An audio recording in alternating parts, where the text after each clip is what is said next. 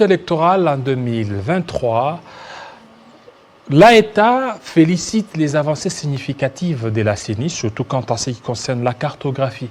Mais John Omombo et son parti politique demandent l'annulation de la cartographie. Nous allons essayer d'en parler. Pourquoi les demandes? Et aussi, ils demandent à ce qu'il y ait dialogue.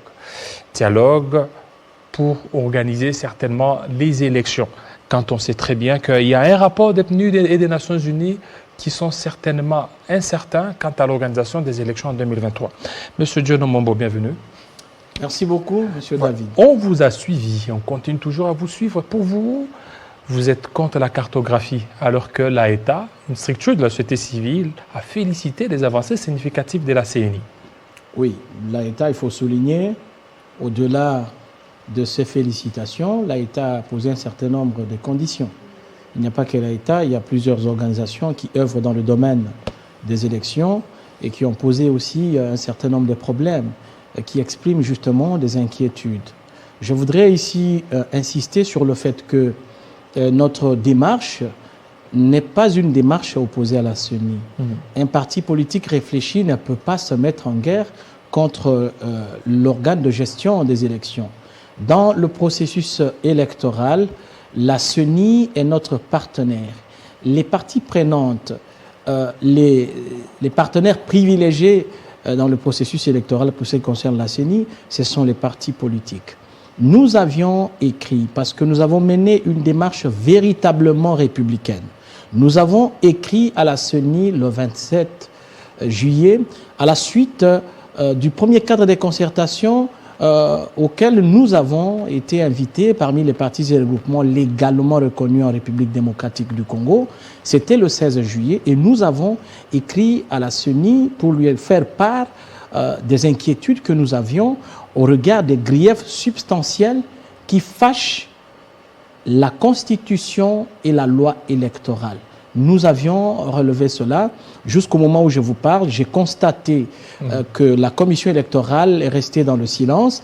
La commission n'a pas voulu répondre, alors que nous avons vu dans ce pays, il y avait des premiers ministres avec des dossiers très volumineux. Vous écrivez, 48 heures après, vous avez la réponse, même l'accusé de réception, même si vous n'avez pas une réponse à votre préoccupation. Qu'à cela ne tienne, nous avions organisé une conférence de presse parce que, en dépit du fait que nous avons saisi la CENI, FSP, parti politique, Force socialiste progressiste, mon parti, avait également saisi respectueusement l'autorité suprême de la République. Le président de la République, chef de l'État, qui est l'autorité suprême, le symbole de l'unité nationale, pour lui suggérer humblement de convoquer un cadre d'échange constructif que nous avons dénommé dialogue électoral constructif.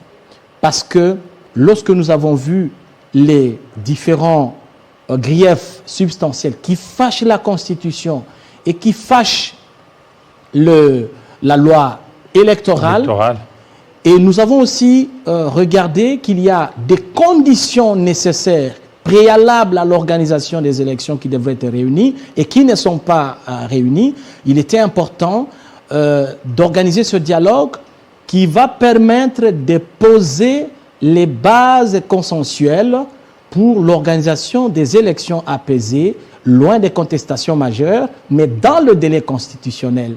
Parce que pour nous, FSP parti politique, l'organisation des élections dans le délai constitutionnel constitue pour nous un impératif catégorique et non conditionnel. Parce qu'il faut respecter la Constitution. Avec le dialogue que vous souhaitez, est-ce que vous croyez qu'il y aura les élections à bonne date? Parce que vous voulez qu'il y ait dialogue. Et le temps de convoquer le dialogue, le temps d'organiser certaines structures, vous voyez que ça va prendre du temps. Ça ne va pas prendre du temps parce qu'en même temps, la CENI continue à travailler. Et d'ailleurs, la question que vous pouvez poser, est-ce qu'il y aura élection? Cela, c'est une question qui ne relève pas de la compétence d'un parti politique. L'article 211 de la Constitution assigne à la Commission électorale nationale indépendante la mission d'assurer la régularité de tout processus électoral et référendaire. Et donc, il revient à la CENI de nous rassurer. Et la CENI continue à rassurer malgré tous les problèmes. Mais ce que nous disons, c'est qu'on ne devrait pas tomber dans la tentation de penser que les élections deviennent un simple rituel pour légitimer la vie publique. Encore moins réduire les élections à un simple exercice plébiscitaire. Les élections occupent une place fondamentale, une place centrale dans une démocratie. Parce que tout débat démocratique conduit forcément à la question électorale. Et donc, on ne devrait pas prendre cette question à la légère. Il faut réunir toutes les conditions qui sont des préalables. Et moi, j'estime que lorsqu'il faut se retrouver autour d'une table, les gens ne peuvent pas refuser. Il n'y a personne qui peut refuser qu'on parle du bien du Congo. Venez autour d'une table, nous devons parler du bien du Congo. Le bien du Congo, excusez-moi, oui. C'est qu'il y ait des élections apaisées, des élections transparentes, des élections inclusives, élections participatives, parce qu'il y a le consensus et la confiance qui sont des éléments fondamentaux sur lesquels on construit une gouvernance électorale inclusive, participative. Ces éléments-là sont tordus, amplement tordus. Il n'y a pas consensus, il n'y a pas confiance. Le 16 juillet, nous étions au premier cadre des concertations convoqués par la CENI. Il y a eu plusieurs acteurs clés qui n'étaient pas venus parce qu'ils n'ont pas confiance à la CENI. Vous avez la question de l'inconstitutionnalité de la loi organique qui désigne même les membres de la CENI. Ça pose problème. L'article 24 de cette loi viole intentionnellement l'article 1er, alinéa 1er de la Constitution qui consacre la laïcité. Cet article viole également l'article 13 de la Constitution qui dit qu'aucun Congolais ne peut faire l'objet d'une mesure discriminatoire pour ce qui est de l'accès aux fonctions publiques.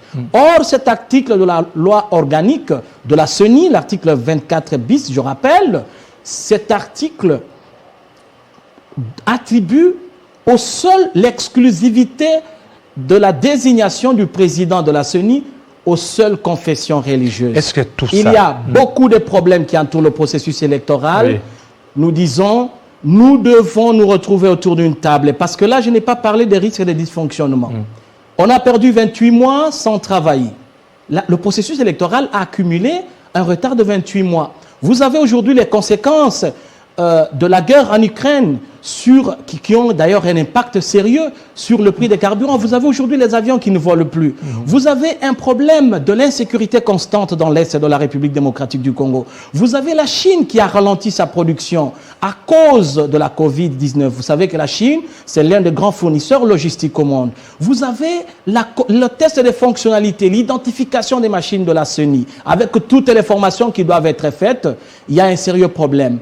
C'est pourquoi j'ai lu vos amis de Intelligentsia.fr, Africa Intelligentsia, qui ont fait des révélations sur un document de 88 pages, qui a été un rapport conjoint sur une équipe des Nations Unies et le PNUD, le Programme des Nations Unies pour le développement, qui émettent des inquiétudes parce que cette équipe-là était venue pour évaluer les besoins électoraux de la Commission électorale nationale indépendante. Et quand vous lisez ce document, nous avons pleinement raison de demander que l'on puisse créer un cadre d'échange constructif pour poser les bases consensuelles, avoir des élections dans les délais constitutionnels, mais avec des conditions nécessaires, préalables à l'organisation de ces élections. Vous demandez les élections dans les délais constitutionnels, quand on sait que déjà vous aviez relevé les rapports des PNUD et des Nations Unies, d'ailleurs un rapport confidentiel montrant l'incertitude d'organiser les élections à bonne date. Mais c'est ce qui nous pousse d'ailleurs à demander, parce que on ne peut pas aller dans les élections dans les conditions pareilles. Nous avons été avec le président de la CENI au cadre de concertation. Je voudrais ici, comme Ayata, féliciter la CENI parce que le président Denis Kadima nous a présenté beaucoup d'innovations pour garantir un scrutin transparent. J'ai suivi le discours du vice-président de la CENI qui a dit que, M. Didier Manara, qui a dit que le cadre de concertation visait à donner au processus électoral son caractère, je souligne, participatif et inclusif. Mais pendant qu'il parlait, il s'adressait à qui? à une partie d'acteurs. Alors qu'il y a beaucoup de gens qui n'étaient pas là. Je ne vais pas les citer ici pour ne pas faire la promotion, mais les acteurs n'étaient pas là.